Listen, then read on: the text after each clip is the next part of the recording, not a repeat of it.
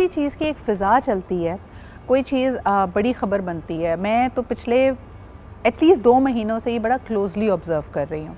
One big bad news and then everything becomes about this. बड़ा ही दिलखराश एक वाक़या है जो हमने कल कवर किया when we spoke about how this jirga rule के एक खातून को कत्ल कर देना चाहिए। दिन दहाड़े लोग तमाशबीन बन के खड़े रहे और उसको गोली मारकर हलाक कर दिया गया। अब मुख्तलिफ़ नौइयत की ख़बरें आ रही हैं। चीफ़ मिनिस्टर बलूचिस्तान का मैं इसके ऊपर बयान देख रही थी तो उन्होंने कहा नहीं जी, शादीशुदा जोड़ा नहीं था, अभी सिर्फ पसंदीदगी का इजहार किया था जो कि इखलाकी दायरे में उनको नहीं लगता था, पसंद की बात, etcetera etcetera. There are so many angles to it और हम देख रहे हैं कि उसके ऊपर एक डिबेट बिल्कुल राइप हो चुकी है। लेकिन उसके अंदर से जो चीज़ मैं जिस पर आज बात करना चाहूँगी वो ये है इमोशनल मैच्योरिटी। आपके इर्द गिर्द का माहौल आपको नी जर्क रिएक्शंस भी मिलेगा, अनफेयरनेस भी नज़र आएगी, आपको इनजस्टिस नज़र आएगा, आपको नाइंसाफ़ी नज़र आएगी। लेकिन क्या उससे आप सीखते हैं, उससे आपकी ज़ात, आपकी पर्सनालिटी कैसे इवॉल्व करती है, किन चीज़ों का आप अपना नज़रिया बनाते हैं, किन चीज़ों को आप अपनी ज़िंदगी का उसूल बनाते हैं, ये बहुत अहम है। तो आज हम बात करेंगे कि लोग हमारे यहाँ, जिसको हम कभी कभी इदारों के बारे में कहते थे, ख़ास तौर पे गवर्नमेंट इदारों के बारे में, लोग जी बड़े बड़े सीनियर हो रहे हैं।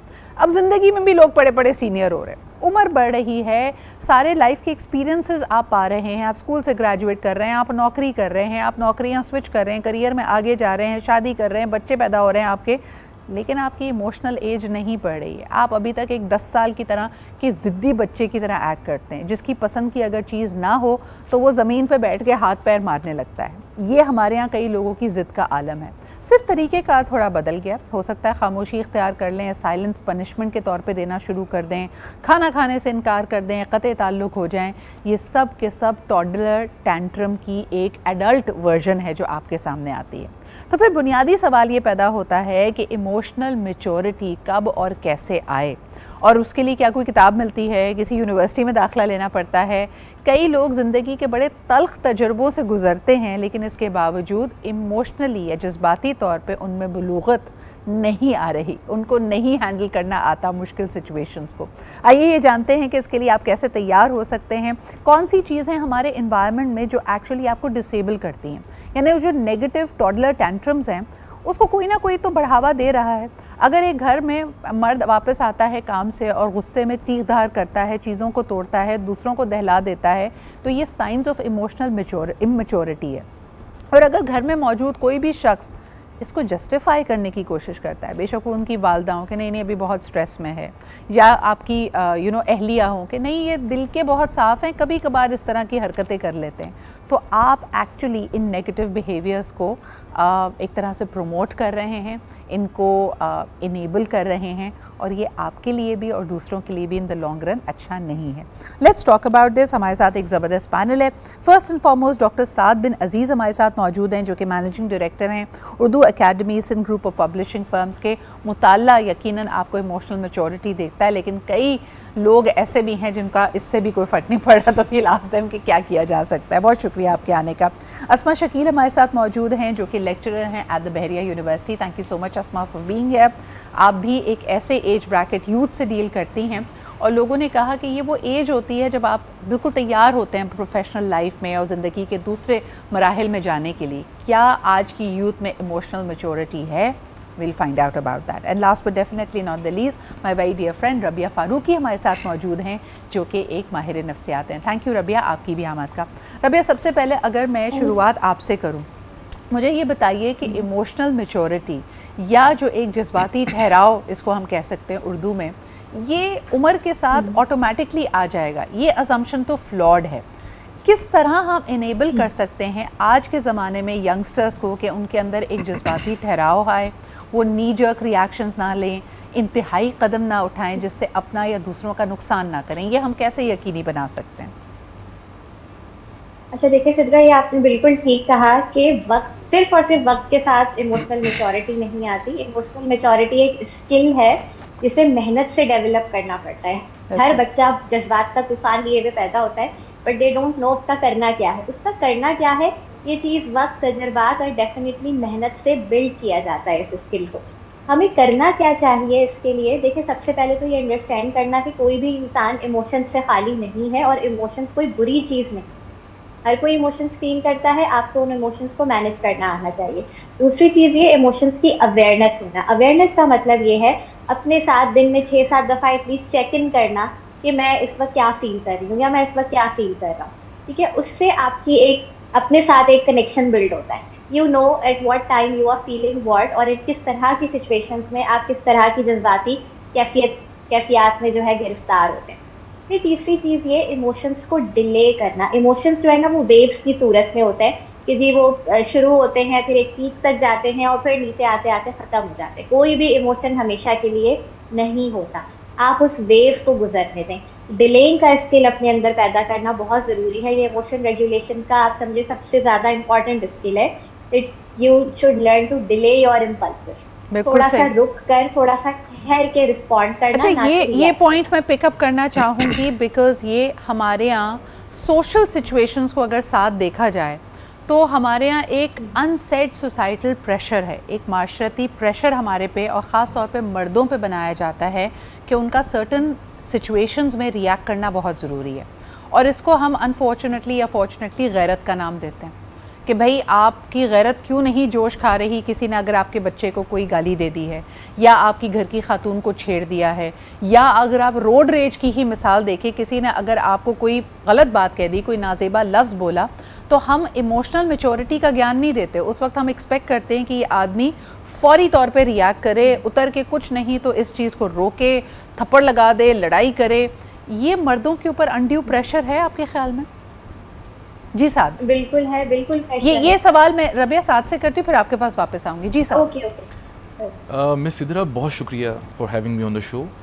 मेरे नज़दीक आप बिल्कुल दुरुस्त फरमा रही हैं। ख़ास तौर पे पाकिस्तानी कल्चर के अंदर ऐसा बिल्कुल है, और मर्दों के ऊपर प्रेशर तो मैं नहीं कहूँगा, लेकिन सिवियर किस्म की मेजॉरिटी केसेस के अंदर लैक ऑफ इमोशनल मैच्योरिटी है।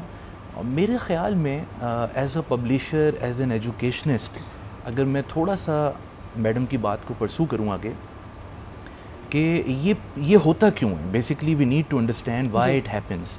मेरे नज़दीक there are 2 elements to it. Number 1 वो एलिमेंट होता है जो basically you need to be a good learner for that matter. आपको एक अच्छा लर्नर होना होता है ताकि आप वक्त के साथ साथ अच्छे मैच्योर, इमोशनली मैच्योर इंसान बन सकें। अच्छा, ये जो लर्निंग कैपेसिटी होती है मेरे नज़दीक I think it has more to do with the early childhood education for that matter. यानी कि जो आपका बच्चा एज ब्रैकेट के अंदर between 3-4 years till the age of maybe 8 to 10 years का जो ब्रैकेट होता है, you need to give your child the best possible environment, educational environment. अच्छा, मुझे ये लगता है, सॉरी आपकी बात काट रही हूँ, लेकिन मैं दोबारा उसी मुद्दे पे आना चाहूँगी। मर्दों के लिए ये उनकी कंडीशनिंग की जाती है, यानी ख़ास तौर पे जो अभी आप जिक्र कर रहे हैं कि उनको बेहतरीन इन्वायरमेंट तो दें, लेकिन उनको सिखाया जाता है कि what does it mean to be a man. जो आप कह रहे हैं ना, बेहतरीन स्कूल में भेजा जा रहा है, लेकिन रोल मॉडलिंग की जा रही है। वो अपने वालिद को देखता है, वो इस तरह की सिचुएशंस में देखता है कि गुस्सा तो जी मर्द का जेवर है, हमें इस तरह की सिचुएशंस में गुस्से में अगर मैं आपको एक और मिसाल देती हूँ, और ये मैं चले अस्मा के पास ले जाती हूँ। अस्मा, घर में जो मौजूद मर्द है, अगर एक ट्रायंगल बनता है और बीवी की और उसकी वालदा की लड़ाई हो रही है, यानी सास और बहू की आपस में लड़ाई हो रही है, तो उस वक्त इमोशनल मैच्योरिटी तो ये कहती है कि दोनों में से किसी का भी साइड ना ली जाए, न्यूट्रली, या जिसके साथ ज़्यादती हो रही है उसका भी रवैया सामने रखा जाए। लेकिन वो दोनों तरफ से पिंग पोंग बॉल बनता है। बीवी कहती है कि तुमने मेरी साइड नहीं ली, मैं तो तुम्हारे नाम पे यहाँ पे बैठी हूँ। माँ कहती है कि तुम जनमुरीद हो गए हो, वो मेरी बात नहीं सुन रहे हो, वो तुम्हारी बीवी मुझे इतना कुछ, तुम्हारा रिएक्ट करना बनता है। तो ऐसी सिचुएशन में एक मर्द कामली, इमोशनली मैच्योर कैसे एक्ट करे? देखिए, सबसे पहली बात तो ये है कि इमोशनल मैच्योरिटी हमारी सोसाइटी के अंदर एक ऐसा वर्ड है जो कि शायद बहुत से लोगों के लिए अनजान है। यानी कि हम ये कह सकते हैं कि बहुत से लोग इससे अवेयर ही नहीं हैं। और जब हम इस तरह की सिचुएशंस देखते हैं जिस तरह आपने जिक्र किया, तो ये इस वक्त पाकिस्तान में न जाने कितनी फैमिलीज़ के साथ होता होगा, और इमोशनल मैच्योरिटी जो है वहाँ पर आकर रुक जाती है, ख़त्म हो जाती है जब लड़ाई और फसाद में आप अपना कंट्रीब्यूशन भी अदा कर देते हैं। वी नीड टू अंडरस्टैंड कि इमोशनल मैच्योरिटी पे काम आपको शुरू दिन से करना पड़ता है। जैसे कि रबिया ने कहा, साथ ने कहा, we need to become a good learner. आपको अपने बच्चों की जब आप ग्रूमिंग कर रहे होते हैं at the parents side and in the school even, आपको इन तमाम चीज़ों पर, इन तमाम पर्सपेक्टिव पे काम करना पड़ता है।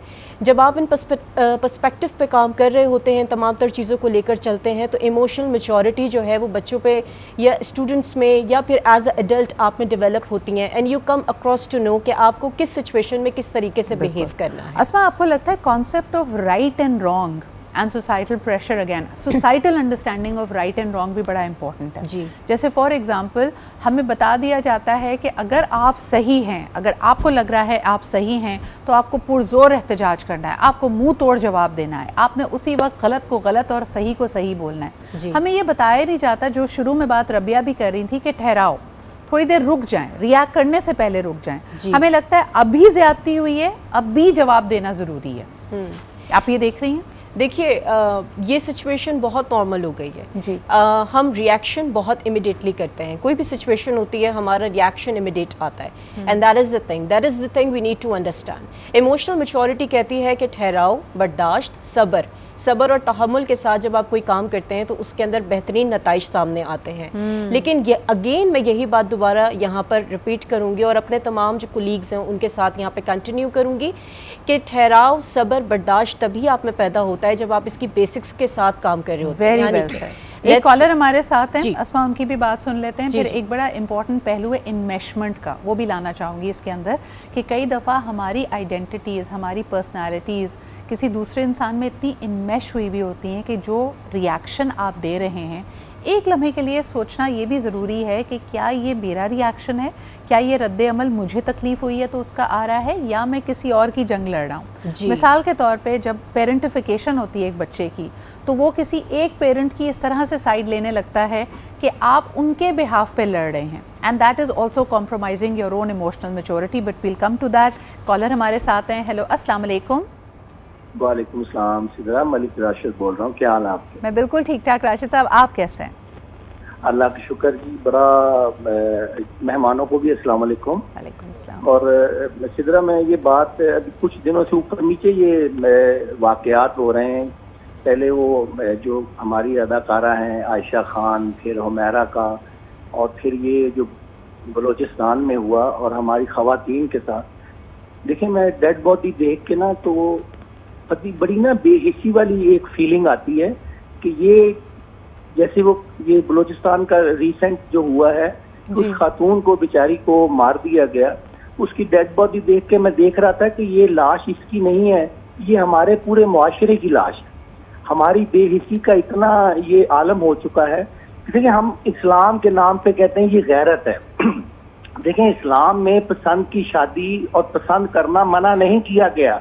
आप मुसलमान भी हैं, आप कुरान भी पढ़ते हैं, इस्लाम आपसे ज्यादा गैरत को जानता है, तभी ये दर्ज दिया गया। अच्छा राशिद साहब, मैं यहाँ पे एक सवाल आपसे करना चाहूँगी कि इसको अगर मैं दीनी और शरई ज़ुमरे से निकाल कर मैं लीगली बात करूँ, लीगैलिटी में कई दफ़ा जो कत्ल के मुकदमात होते हैं, जो इस तरह की सिचुएशंस होती हैं, उसको कहा जाता है पैशन, क्राइम ऑफ पैशन, कि एक कोई लम्हा ऐसा जुनून का आया कि आपसे वो चीज़ बर्दाश्त नहीं हुई और आपने उस पर फ़ौरन रिएक्ट किया, जिसमें किसी का या तो जानी नुकसान हो गया या कोई और नुकसान हो गया। आपने जो ये सिचुएशन देखी, क्या इसको किसी भी तरह से क्राइम ऑफ पैशन में डाला जा सकता है कि पूरा का पूरा माशरा, वो जो कम्यूनिटी थी, वो जो जिरगा था, उनके सर पे खून सवार था और इमोशनली मैच्योर एक्ट नहीं कर रहे थे, बस बदले की एक आग थी, एक ख़ास तरह का एक रद्द अमल देना था? क्या इसको हम पैशन कहेंगे, जज्बाती रवैया कहेंगे? इसको कैसे समझें आप इसको कैसे समझ रहे हैं? देखें, ये रवायतों का नाम लिया जाता है कि हमारी रवायत है और हमारी उसके ऊपर बड़ा फख्र महसूस किया। देखें, इंसान को जो अल्लाह ताला ने, हमारा मजहब हमें एक शख्सियत बनाता है। ये बड़ी हमें बेसिक चीज को समझना चाहिए। देखें, इसी तरह हम लोगों ने ये छोटे से जो रवैये हैं ना, गुस्सा जरूर आता है, दिल करता है कि ये खुद से बंदा सजा दे दे, लेकिन हमें बचपन में बच्चे को, आजकल हम जहां भी जा, सिद्रा ये लेट मी कंप्लीट, कि जहां हम जाते हैं हम लोगों को ये कहते हैं प्लीज अपना ख्याल रखिएगा। ये बड़ी खुदगर्जी वाला रवैया है। प्लीज अपना, वो लोगों ने अपना ही ख्याल रखना शुरू कर दिया और दूसरों का ख्याल रखना बंद कर दिया। हमें बचपन में स्कूल में, आपको पता है आपकी बात से मुझे मेरे नाना मरहूम याद आ रहे हैं, क्योंकि हम जाते जाते कभी उनको सी ऑफ करते हुए कहते थे ना ओके टेक केयर, तो कहते थे क्या कॉमन सेंसिकल बातें कर रहे हो, कौन है दुनिया में जो अपना ख्याल नहीं रखता, everybody takes care of himself. और आपने भी बिल्कुल यही सही कहा कि दूसरों का ख्याल रखना ज़्यादा अहम है। आपके रवैये, आपकी बात, आपके किसी रद्द अमल से दूसरे को तकलीफ़ ना हो, ये है इमोशनल मैच्योरिटी। बहुत शुक्रिया राशिद साहब हमारे साथ मौजूद होने के लिए। बात हम कर रहे हैं इमोशनल मैच्योरिटी की, और अभी हमने थोड़ी देर पहले बात की थी कि कई दफ़ा हम ये रियलाइज़ नहीं करते हमारे जो इमोशंस होते हैं वो दरअसल बोरोड होते हैं, वो हमारा ख्याल भी नहीं होता, हमारा नज़रिया भी नहीं होता। आपने कभी नोटिस किया है कि कुछ ख़ानदान की कहानियाँ आपको इस तरह सुनाई जाती हैं कि आपका ऑलरेडी एक पर्सपेक्टिव बन जाता है, फ़लाने चाचा विलन हैं, फ़लाना शख्स जो है उसने ये किया था, उसका माजी में ये हुआ था, उसने फ़लानी ज़्यादती की थी। आप वहाँ मौजूद नहीं थे, आपने कभी ये एक्सपीरियंस नहीं किया, लेकिन ये कहानियाँ सुनकर आपने किसी के बारे में एक राय बनाई है। तो अब वो शख्स आपसे बेशक अपने बुढ़ापे में मिल रहा है, पहली दफ़ा मुलाकात हो रही है, आपके जहन में उनका वही तसव्वुर है। This is one of the examples of enmeshment, कि आपका फिर जज्बाती रिस्पॉन्स भी उसकी तरफ ऐसा ही आएगा। इसकी बेहतरीन मिसाल अगर मैं देना चाहूँ, रबिया आपके पास आऊँगी, जो हमारे यहाँ हम देखते हैं कि खाला से बहुत मोहब्बत होती है और फुप्पो से जो ना एक अनसेड राइवलरी होती है। ये बच्चे को इन्मेशमेंट अपनी माँ की पर्सनालिटी के साथ है, ये एक जज्बाती रिस्पॉन्स जो आ रहा है कि फुप्पो की कही भी बातें बुरी लग रही हैं, खाला की बातें मुखलिस लग रही हैं, ये हम लर्न करते हैं ना, this is learn behaviour. What would you से? एग्जैक्टली सिद्रा, आपने बिल्कुल सही कहा और एग्जाम्पल भी बहुत अच्छी दी कि लर्न बिहेवियर है। ठीक है, अब देखिए ये जो चीज़ है, बच्चे, क्योंकि ऑब्वियसली बच्चे ग्रोइंग एज में है ना, अब 5-6 साल की उम्र तक तो वो एज ही वो होती है जिसमें एक बच्चा जो है वो सिर्फ अपनी दुनिया में रहता है 2-3 ईयर्स तक। ठीक है, उसके बाद एक डेवलप होना शुरू होता है perspective about other people as well, कि भाई दूसरे लोग भी एग्जिस्ट करते हैं, दूसरों का पर्सपेक्टिव डिफरेंट हो सकता है। ठीक है, लेकिन एक शुरू से ही अगर ये चीज़ जो है वो डाली जा रही हो, ठीक है, स्पेशली माँ की तरफ से, ठीक है, माँ इज बल्कि आप दोनों ही पेरेंट्स को आप कह सकते हैं कि जो प्राइमरी केयर गिवर्स होते हैं वो एक आईना होते हैं शख्सियत का, उनको देख के एक बच्चा जो है वो अपनी शख्सियत डेवलप कर रहा होता है सबकॉन्शियसली, नॉट वेरी कॉन्शियसली। तो अब आप बड़े हो गए हैं, ठीक है, बचपन इस तरह से गुजर गया, तो अगेन ठहराव, रुकना और ये सवाल अपने आप से पूछना कि what am I feeling, why am I feeling this, बिल्कुल ये बहुत ज़रूरी है। रबिया मुझे बताओ कि एक एवरेज एज जो अगर देखी जाए एक टॉडलर की जो माँ होती है पाकिस्तानी माशरे में, उसकी उम्र होती है 25-26 साल। ऑन दी अदर हैंड आप कभी देखें कि अगर वो गुस्से में आपे से बाहर हो जाए और बच्चे को पीटना शुरू कर दे, बच्चे को 2 थप्पड़ लगा दे, तो अक्सर वो अपनी ज़बान से ये जुमला कहती है कि तुमने मुझे गुस्सा दिलाया तो तुम्हारी पिटाई हुई है। हम एक 5 से 6 साल के बच्चे को इमोशनल ड्राइविंग सीट में बिठा देते हैं और एक 25-26 साल की खातून अपना गुस्से का पैमाना उसका लबरेज हो जाता है और कहती है कि तुमने मुझे गुस्सा दिलाया तो मैंने तुम्हें मारा है। यहाँ पे इमोशनल मैच्योरिटी को हम कैसे समझें? इमोशनल मैच्योरिटी को देखें, एक सिंपल सा, आप इसको सिंपल भी कह सकते हैं, कॉम्प्लिकेटेड भी कह सकते हैं, तरीका ये है समझने का कि go back to your own childhood, कि भाई आपका बच्चा, आप उस स्टेज से गुजर चुके हैं जिससे आपका बच्चा इस पर गुजर रहा है, लेकिन वो बच्चा जो है वो अभी आपकी स्टेज पर नहीं आया है। ऐसी जो माँ है जिसकी आप एग्जाम्पल दे रहे हैं, ठीक है, she herself is not emotionally mature, जो ये नहीं समझ पा रही है कि भाई बच्चा जो है वो इम्पल्सिव है, उसको, उसके पास ये स्किल नहीं है कि उसके वो ये इमोशंस को रेगुलेट कर सके। बट एक 25-26 साल की खातून की अब ये जिम्मेदारी है कि वो अपने इमोशंस को रेगुलेट करें।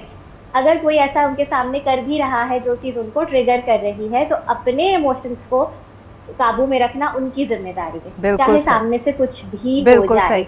अब हम जाते हैं जरा सिलेक्टिव ट्रिगर कंट्रोल के ऊपर। साथ ये सवाल आपके पास लेके आऊँगी, बहुत सारे मर्द हजरात को जज्बाती, गुस्से का तेज़, उनके यानी बैड बिहेवियर्स को घरों में ये जस्टिफिकेशन मिल जाती है। मेरा आपसे सवाल ये है कि ये गुस्से का तेज़, गैरतमंद, जज्बाती रिएक्ट करने वाला मर्द प्रोफेशनल इन्वायरमेंट्स में कभी अपना आपा नहीं खोता, यानी अगर गुस्सा आ भी जाए तो बॉस के सामने बदतमीज़ी नहीं करता, ऑफिस में तोड़ फोड़ नहीं करता। ये जो बैड बिहेवियर्स हैं, जो इमोशनल इमेच्योरिटी है, ये सिर्फ़ और सिर्फ घरों तक क्यों महदूद है? जी साहब। इस तरह मेरा ख्याल है कि इसके पीछे जो कोर कॉन्सेप्ट है वो शायद इनसिक्योरिटी का कॉन्सेप्ट है। यानी कि अगर जिस पे आपका जोर चल गया उसको आपने अपने अंदर कर लिया, तो इस तरह का तरीका गलत है। और मर्दों को भी इस बात को देखना चाहिए, सोचना चाहिए, थोड़ा सा मैच्योर तरीके से डील करना चाहिए कि जिस तरह आपके बराबर के लोग जब उस पोजीशन के अंदर आपके साथ आते हैं तो आप बहुत सारी चीज़ों को टॉलरेट करते हैं, बहुत सारी चीज़ों को एब्जॉर्ब करते हैं और फिर डिलेड रिस्पॉन्स के बाद बहुत सारी चीज़ों को टैकल करते हैं, मैनेज करते हैं। यही चीज़ ज़्यादा अच्छे तरीके से आपको अपने घर में करनी चाहिए, क्योंकि आपके घर में ना सिर्फ ये कि आपकी वाइफ है, आपकी मदर हैं, आपके फादर हैं, बल्कि आपके बच्चे हैं। वो लोग हैं जो फ्यूचर जनरेशन है आपकी, जो आपके एक एक बिहेवियर को देख के अपनी ज़िंदगी में उसको कल को इम्प्लीमेंट करेंगे। तो you need to be further careful. आपको लगता है कि at times it is also misplaced anger? ये भी हमारे यहाँ अक्सर जवाब दिया जाता है कि देखें ऑफिस एनवायरनमेंट इतना टॉक्सिक है कि मर्द वहाँ से फ्रस्ट्रेट होकर आ रहा है, या महंगाई की वजह से जब उसके पास पैसे नहीं हैं, 2 जॉब्स कर रहा है, नींद पूरी नहीं हो रही। ये तमाम एग्जाम्पल दिए जाते हैं जो कि रियल भी हैं, जिनका बायोलॉजिकल लिंक भी है कि ये आपके दिमाग की, आपकी इमोशनल हेल्थ की वेयर एंड टेयर कर रहे होते हैं। यानी आपकी ऐसी तैसी हुई भी है, आप बड़े अच्छे मूड से ऑफिस से बाहर निकलें, लेकिन आपको पता है कि आपने अगर बाइक चला रहे हैं तो आपकी गाड़ी ने खड्डे में जाना है, आपको ट्रैफिक वाले ने रोक लेना है, मौसम की गर्मी है, धूल है, मिट्टी है। तो वहाँ पे यानी जितना भी आप कोशिश भी कर लें, आपसे वो इमोशनली, जो बड़े अच्छी इन्होंने टर्म यूज़ की है, इमोशनल रेगुलेशन अपनी हो ही नहीं रही है। तो बाहर का गुस्सा कई लोग घरों में आके निकालते हैं, ये होता है? मिस इधना मेरा ख्याल है कि इसका देखिए, मैं थोड़ा सा आपकी बात से डिसएग्री करूँगा, क्योंकि यहाँ पे अब हम बात करेंगे the level of emotional maturity की। अगर आप देखें, अगर कोई चीज़ आपके साथ फर्स्ट टाइम हो रही है ना, तो you do get this excuse कि चलो भाई फर्स्ट टाइम है, सेकंड टाइम है, आहिस्ता आहिस्ता मैं सिनेरियो से एक्सपोज हो रहा हूँ, हो गई गलती, हो जाती हैं गलतियाँ। लेकिन हम जिस माशरे का हिस्सा हैं वहाँ पे तो ये चीज़ें कॉमन हैं, ये एवरीडे चीज़ें हैं। तो अब तो आपको यूज्ड टू हो जाना चाहिए इन चीज़ों से। आपके ऑफिस के अंदर ही मसले होंगे, आपके साथ नेबर्स के अंदर ही मसले होंगे, आपके साथ घर के अंदर ही मसले होंगे, आपकी फैमिली इशूज़ भी होंगे, ये सारी चीज़ें होंगी। ट्रैफिक भी ख़राब होगा, रोड पे पॉटहोल्स भी होंगे, आपकी गाड़ी भी कहीं पे टच हो सकती है। बट दैट डजंट मीन कि आप अपनी एक फ्रस्ट्रेशन या एंगर को जहाँ ईज़िली वो निकल सके अपने सबऑर्डिनेट्स पे या अपने इस तरह के लोगों पे निकाल दें। अच्छा, इसका ये मतलब निशानी है आपकी इमोशनल मैच्योरिटी की। और जैसे आपने कहा कि हमारे माशरे में ये सीख नहीं दी जाती कि अगर इन नेगेटिव इमोशंस को मैनेज करना है, अपने आप को रेगुलेट करना है, तो अपने लिए कुछ रिचुअल्स बना लें। कुछ लोग जैसे कहते हैं ना ऑफिस से आने के बाद कि अभी मुझसे ज़रा आधे घंटे बात नहीं करना, मुझे ज़रा डीकम्प्रेस हो लेने दो, मुझे शावर ले लेने दो, मुझे थोड़ा फ्रेश अप होने दो, उसके बाद कोई बात करेंगे। तो आप अपने आप को अगले मरहले के लिए तैयार करते हैं कि देखिए घर में भी जो रिश्ते हैं उनको आपकी ज़रूरत है, उन्होंने आपसे बात करनी है, उन्होंने अपने मसाइल आपके सामने रखने हैं, या आपसे बुरी बात करनी है, अच्छी बात करनी है, जो भी, लेकिन आप अपने आप को दोबारा स्ट्रॉन्ग करते हैं। हम अपने आप को ये स्पेस ही नहीं देते। हम समझते हैं कि हम उसी तरह चलते चलते चलते चलते सारे मसाइल को हल करते हुए जाएंगे और दूसरों से उम्मीद रखते हैं कि वो भी हमें अंडरस्टैंड करें। एक छोटा सा ब्रेक लेते हैं, वापस आएंगे। अस्मा से शुरुआत करेंगे कि जब वो कॉलेज स्टूडेंट्स को देखती हैं, जो कि you know that is that juncture कि अब इन्होंने प्रोफेशनली भी आगे जाना है, फैमिली लाइफ में भी आगे जाना है, क्या हमारी यूथ तैयार है? Are we producing an emotionally mature youth in Pakistan और नॉट? अच्छा जी, एक और बड़ी इंपॉर्टेंट चीज़, जब हम इन्वेस्टमेंट की बात करते हैं, ये इन्वेस्टमेंट शुरू कैसे होती है? आप ये नोटिस कीजिए कि हमारे यहाँ छोटे बच्चों को बहुत अर्ली एज से ही कंडीशन किया जाता है, गुड बॉय बैड बॉय, तुम अच्छे बच्चे हो, तुम गंदे बच्चे हो। और ये हम बता कर उसके जहन साजी करते हैं कि जब तक आपको दूसरों से तारीफ़ और वैलिडेशन नहीं मिलेगी, इसका मतलब है कि आप अच्छे नहीं हैं, आप मुकम्मल नहीं हैं, आप इनफ नहीं हैं। और जब आप इस ट्रक की बत्ती के पीछे लग गए और आपने सारी ज़िंदगी कोशिश की कि लोग आपसे खुश रहें ताकि आप अच्छा महसूस करें, तो आपके अंदर इमोशनल डिसरेगुलेशन ज़्यादा आएगी, क्योंकि आपने रिमोट कंट्रोल किसी और के हाथ में दिया हुआ है। एंड दैट इज़ वाई आप आज की यूथ को देखें, वो सब्सटेंस अब्यूज़ करती हुई नज़र आती है, वो दोहरी ज़िंदगी जीती हुई नज़र आती है कि घर वालों को उनकी एक अलग पर्सनालिटी पता है, उनकी एक शैडो या डार्क साइड है जो सिर्फ उनके दोस्तों को पता है या उससे भी ज़्यादा उन्होंने प्राइवेट रखी हुई है। और ये यूथ क्या तैयार है ज़िंदगी के मुख्तलिफ़ मराहिल के लिए? अस्मा, ये सवाल मेरा आपसे है, do you see young people living double lives? Yes, definitely. और जहाँ बात की जाती है एक्सटर्नल वैलिडेशन की, ये एक ऐसा ही फिनोमेना है जिसके पीछे हर कोई इस वक्त मुतवज्जा है। अगर मैं स्टूडेंट्स की बात करूं जो कि मेरी क्लासरूम में मौजूद हैं, there are lot of students who are facing different type of psychological issues, और इसी वजह से उनके साइकोलॉजिकल इश्यूज़ दिन ब दिन बढ़ते हैं। वो अपनी पढ़ाई को, अपनी अचीवमेंट्स को काउंटर ही नहीं कर पा रहे होते क्योंकि उनको एक्सटर्नल वैलिडेशन नहीं मिल रहा होता, लोगों से तारीफ़ नहीं मिल रही होती, जिसमें आपके पेरेंट्स हैं, आपके टीचर्स हैं, आपके यंग कोलीग्स एंड फेलोज़ हैं जिनके साथ आप काम कर रहे हैं। तो ये जो डबल लाइफ का फिनोमिना है, ये बहुत से लोग जीते हुए हमें नज़र आ रहे हैं। अच्छा, इवन अप्रिसिएशन होती है ये आपको इमोशनल फुलफिलमेंट देती है ना। आपने ये नोटिस किया है कि आपके बहुत सारे स्टूडेंट्स ऐसे होंगे जिनके पेरेंट्स ने कभी इतनी तवज्जो नहीं दी, इतनी इन्फॉर्मेशन हासिल नहीं की, उनको नहीं पता कि बच्चा कौन सा डिग्री प्रोग्राम कर रहा है। मुझे ये बहुत बड़ा पेन पॉइंट यूथ का लगता है कि आज एक 20-25 साल की उम्र के बच्चे से पूछें, 4 लोगों के बीच में बैठकर पेरेंट्स या घर वाले बता ही नहीं पाते कि ये पढ़ता क्या है या ये करता क्या। भाई आईटी में कुछ है, ये कोई जवाब थोड़ी हुआ, या फलानी कंपनी में कुछ ऑनलाइन कर रहा है। जब आप उसको इतनी इज्जत ही नहीं दे रहे कि आपको ये पता ही नहीं है कि आपके बच्चे का इंटरेस्ट क्या है, वो प्रोफेशनली क्या परस्यू कर रहा है, इसका मतलब है आपने उसको इमोशनल सपोर्ट तो कभी दी ही नहीं। बिल्कुल ऐसे ही है। और एप्रिसिएशन तो आपको ज़िंदगी के हर फैक्टर में, हर सेक्टर में रिक्वायर्ड होती है कि आप अप्रिशिएट करें अपने बच्चों को, अप्रिशिएट करें एज अ टीचर अपने स्टूडेंट्स को। जब तक आप अप्रिशिएट नहीं करते, और appreciation is not all about words, it's all about the moral support that you show. अगर आप सपोर्ट कर रहे हैं उनकी क्वालिफिकेशन को, उनके एक्ट को जस्टिफाई कर रहे हैं in a good and a positive way, तो वो सपोर्ट भी अप्रिसिएशन में ही इनकॉर्पोरेट होती है। अच्छा, ये तो आ गई निगलेक्टेड वाली बात। हमारे ही माशरे में बहुत सारे बच्चे ओवर प्रोटेक्टेड भी हैं। साथ ये सवाल आपके पास लेके आना चाहूँगी, जैसे ख़ास तौर पे बेटियों को, वो कहते हैं पापा की परी। अब पापा की परी को इतना प्रोटेक्टिव कर दिया है कि उसकी ज़बान से निकलने से पहले उसकी हर डिमांड, हर ख्वाहिश पूरी हो जाती है। इस बच्ची को भी आपने इमोशनली मैच्योर नहीं बनाया, और कल को वो जब अपनी घर गृहस्थी चलाती है तो उसी तरह की एक्सपेक्टेशंस अपने ससुराल से या अपने लाइफ पार्टनर से लगती है कि बस मैं सोचूं भी और मैंने अभी उसके अल्फाज से इजहार भी नहीं किया और वो चीज़ हाजिर हो जाए। ऐसे बच्चों में, ऐसी ख़वातीन में इमोशनल मैच्योरिटी कब और कैसे आती है?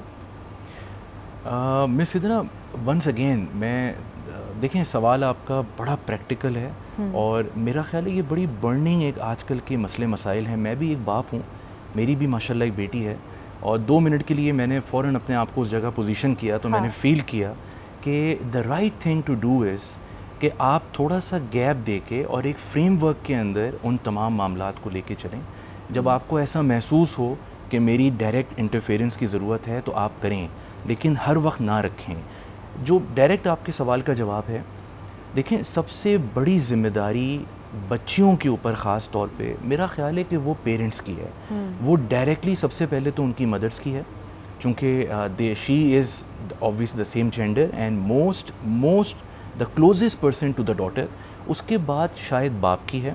दोनों को प्रॉपर काउंसलिंग करके डे 1 से बच्चों के साथ अच्छी communication, effective communication, proper counselling को लेके चलना चाहिए। उसके बाद मेरा ख्याल है कि it's more of a responsibility के स्कूल्स जो होते हैं। अच्छा, मैं अगर मेन एंड विमेन, लड़के और लड़कियों से थोड़ा सा जूम आउट करके एक ओवर आर्चिंग पोजिशन लूँ, last few minutes of the show होंगे, तो रबिया आपके पास ये सवाल लेके आऊँगी।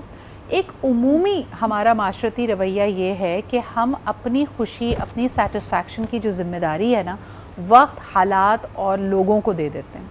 हमें लगता है कि हमें रेगुलेटेड रहने के लिए, इमोशनली सेटिस्फाइड होने के लिए, अपने जज्बात पे काबू रखने के लिए पूरे इन्वायरमेंट का हमारे साथ कोऑपरेट करना ज़रूरी है। यानी सब लोग बदल जाएं, कोई बदतमीज़ी ना करे, कोई गलत बात ना करे, कोई चीज़ मेरे प्लान के बरखिलाफ़ ना जाए। अब लाइफ है, ऐसा तो होता नहीं है। तो हमारी ये जो एबिलिटी है कि अपने प्लान से मुख्तलिफ प्लान्स, या जो फ्लेक्सिबिलिटी है कि अच्छा कुछ भी हो जाए, मैं अपना रवैया, अपना एटीट्यूड नहीं बदलूंगा, ये वक्त के साथ साथ कम होती जाती, बल्कि ये एबिलिटी कई लोगों में डेवलप ही नहीं होती।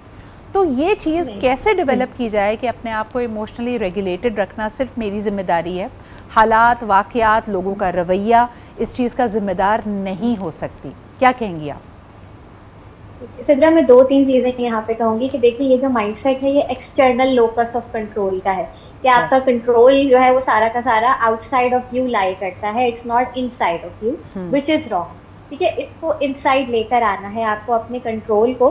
तो एक टेक्निक होती है, अगर उसको हम सब प्रैक्टिस करना शुरू कर दें, ये प्रोग्राम को देखने वाले लोग भी, कि you whenever you are in a situation, जो भी आप कर रहे हैं, जो कुछ भी हो रहा है, ऑलवेज फोकस ऑन 2 थिंग्स कि आपका सर्कल ऑफ कंसर्न क्या है, what are the things that are your concern, वो आपके हालात हैं, दूसरे लोगों का बिहेवियर है, ठीक है, मुल्क के हालात में, फाइनेंसेस हैं, ये वो, and then there is circle of influence. Circle of influence वो है, वो फैक्टर्स जो डायरेक्टली मेरे कंट्रोल में है, वो चीज़ें जिनको मैं वो कर सकती हूँ, मैनेज कर सकती हूँ, कंट्रोल कर सकती हूँ, चेंज कर सकती हूँ।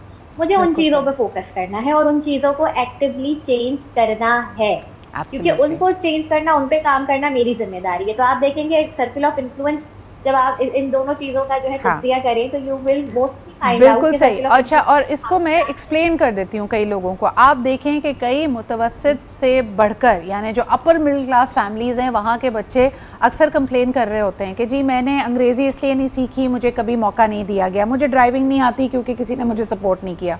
ऑन दी अदर हैंड मैं 3rd tier सिटीज़ को, छोटे शहरों में, कस्बों में देखती हूँ, लोगों की हंगर ड्राइव इतनी ज़्यादा है कि उन्होंने वो लोकस ऑफ कंट्रोल अपने अंदर लिया हुआ है। वो अपने हालात को बदलना चाहते हैं, वो विक्टिम प्ले नहीं करते, वो एक्चुअल तब्दीली की बात करते हैं, and they move towards that. So ये आपको करना आहिस्ता आहिस्ता आना चाहिए और अच्छे एटीट्यूड के साथ, दुनिया को जला दूंगी, लड़ा दूंगी, ये वाली एटीट्यूड के साथ नहीं। आप एक फाइट एंड फ्लाइट मोड में हो सकते हैं, but you can still be pleasant. बहुत शुक्रिया, हमारे साथ मौजूद थे अस्मा और Rabia. It was a fantastic conversation with all of you. हमने कोशिश की कि इसके मुख्तलिफ ज़ावियों को आपके सामने रखा जा सके, लेकिन ऑफ कोर्स आपकी कमेंट्स और फीडबैक का मुझे इंतज़ार रहेगा। Until next time, take good care of yourself. I'll see you tomorrow. Be well and stay happy. इंशाल्लाह ताला कल मुलाकात होती है।